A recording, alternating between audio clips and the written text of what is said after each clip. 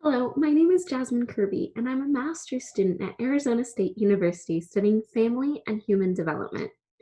For my Capstone 2 project, I collaborated with a team of 4 amazing individuals to create a newsletter focused on supporting foster parents.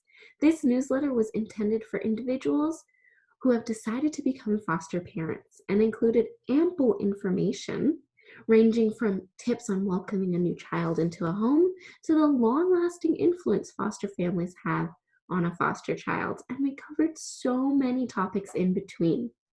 In this presentation, we will focus on only one of the subjects from this newsletter.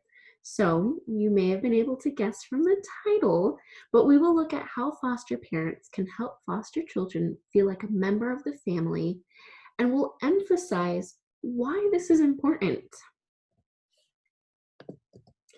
So I'm going to test your knowledge a little bit by asking a few questions. So maybe write down your answers on a piece of paper or keep them in mind so that you can self-check later on.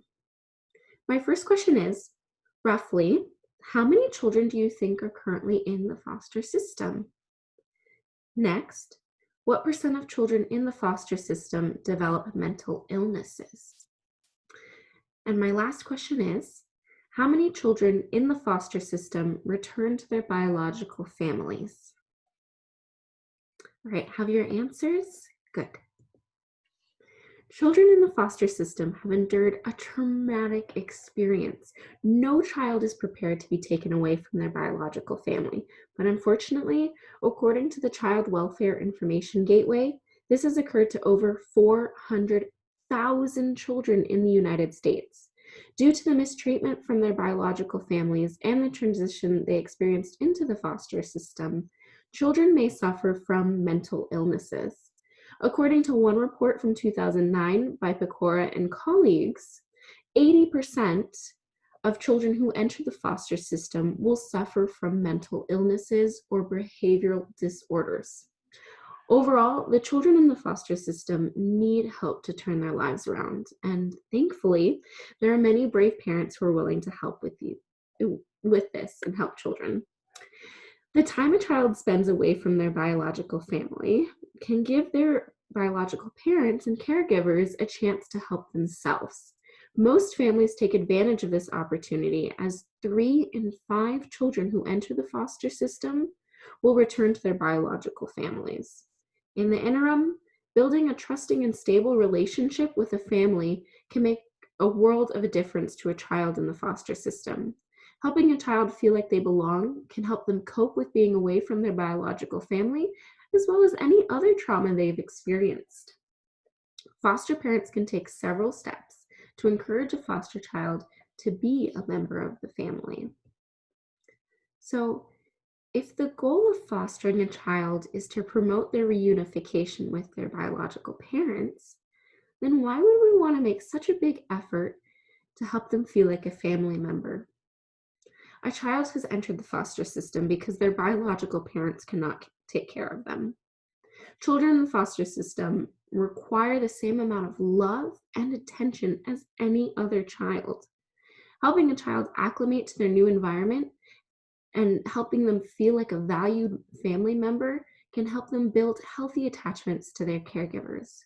According to Hardin, the subsequent effects of adequately caring for this child can lead to them being more successful in school, allows them to acquire better decision-making skills, reduces their risk of mental illnesses, and helps them make more healthy relationships with others.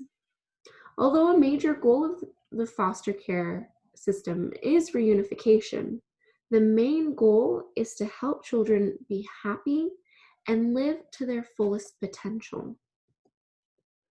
I know you've heard it before, but I'll say it again. First impressions make a difference. The first opportunity to make a child feel like a member of the family is during the initial introduction. According to an article by Bruskus, when foster children transition into a new home, they may confront feelings of anxiety, loneliness, fear, and stress. These emotions can harm children and may affect their school performance and ultimately their adult outcomes. However, there are certain behaviors that foster parents can do to help their children have a smooth transition into their new home. Foster parents should introduce themselves in an age-appropriate manner. This means they should treat adolescents with respect and meet younger children at their eye level. Foster children should be given a tour of the house, and parents can make sure they feel welcome by reminding them that this space is now their home too.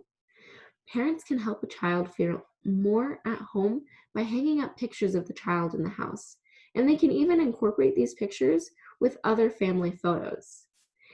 If the parent has drawings or artwork from the child, it may be a good idea to hang those up around the house as well. One way families can invite foster children into the family dynamic is by taking the time to get to know them. Families should ask their new foster child questions about who they are and what they like. By helping a child feel welcome to their new home, foster parents take the first step to establish a positive relationship. Foster parents may be able to answer questions such as, where was the child born? What's the child's favorite food? What's their favorite color? Do they have a favorite book? Do they have a favorite toy?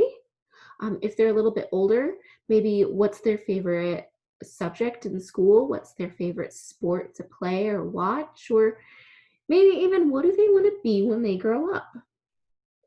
These are fantastic questions to ask a foster child, especially if the parents don't already know them. Getting acquainted with a foster child may help them build an attachment to their foster parent. Attachment theory describes the cognitive and social development a child experiences, which influences the relationship with others. Most children build attachments to their primary caregivers, which allows them to feel safe and comfortable.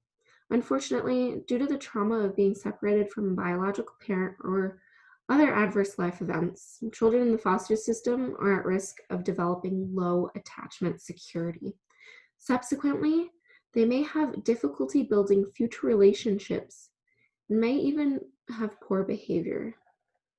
In addition, unhealthy attachment may affect a child's autonomy, which is their self-government skills, and could influence their decision-making skills.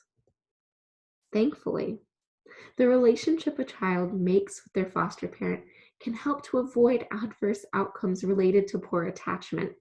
Developing a relationship with a foster child can also help them build resilience and avoid mental illness.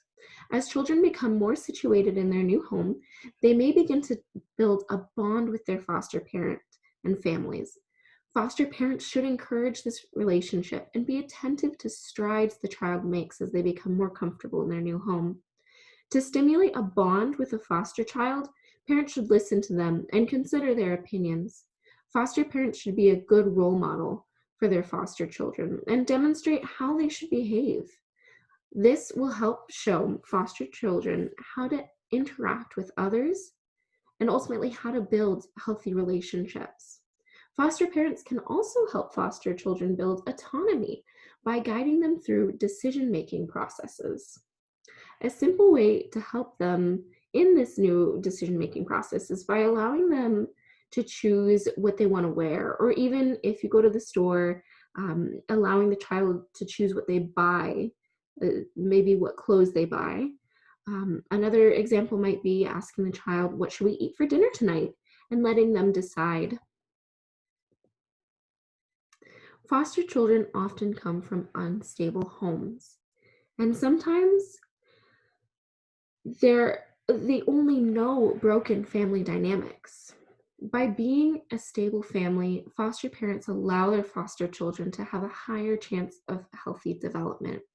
Just by giving them proper nutrition, exercise, and love, foster parents can help children develop physically, cognitively, and socially. This influence is essential no matter the child's age, as children develop through many different milestones, including infancy, toddlerhood, preschool, middle childhood, and adolescence.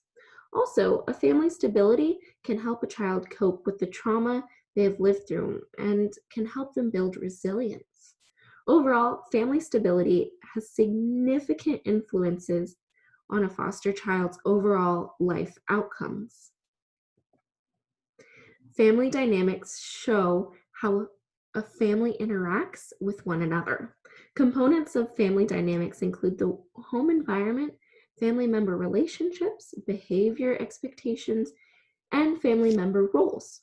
Although a foster child will find their place in a family naturally, there are specific steps parents can take to help them do this. If possible, the family might consider asking the child if they'd like to come on family vacations. Um, the family should have at least one meal together a day. And during this meal, they should have conversations about how the child's day was. Was there anything great that happened today? And initiate these conversations. Foster children are not guests in a foster parent's home, and therefore they should have chores. They should pull their weight. Lastly, foster parents should respect the boundaries of their foster child. And so, one way to do this is by allowing the foster child to decide what to call the foster parents, whether that's um, mom and dad or Mr. and Mrs. Smith. And then sometimes foster children have siblings, and allowing a child to visit their biological siblings can help them transition better into their new environment. In conclusion, foster parents have to be incredibly patient. It will take time for a foster child to feel like a member of the family, and children in the foster care system require time to acclimate to their new environment. Foster parents should be sensitive to a child's past and allow them to open up naturally. Every child's resilience level is different. Therefore, they will react uniquely to their situation. Ultimately, helping a foster child feel like a member of the family will help them cope with life changes and feel happy in their new environment. So, I'd like to ask you a few questions. My first question is, have you ever interacted with a foster child? So, you might have worked with them in your workplace, or you might have helped them in maybe volunteer work, or maybe you were a foster parent or you were a foster child. What was your experience like? And do you have any comments about this? I'd love to hear your responses, and I'd love to hear your personal experiences. And then my next question is, referring back to slide 3, which talked about the statistics of children in the foster care system. Um, were you surprised by this? So were you surprised that so many kids are in the foster system? Were you maybe surprised that so many children in the foster system develop mental illnesses? Or were you surprised by the statistic of how many children go back to their biological family? Please elaborate on your response, um, and just let me know why you were or why you weren't surprised. And then lastly, after viewing this presentation, what advice would you give to a parent who is considering fostering a child? I'd love to hear your responses, and I can't wait to discuss this with you in the comments. So I'm going to give you a second to look at the references.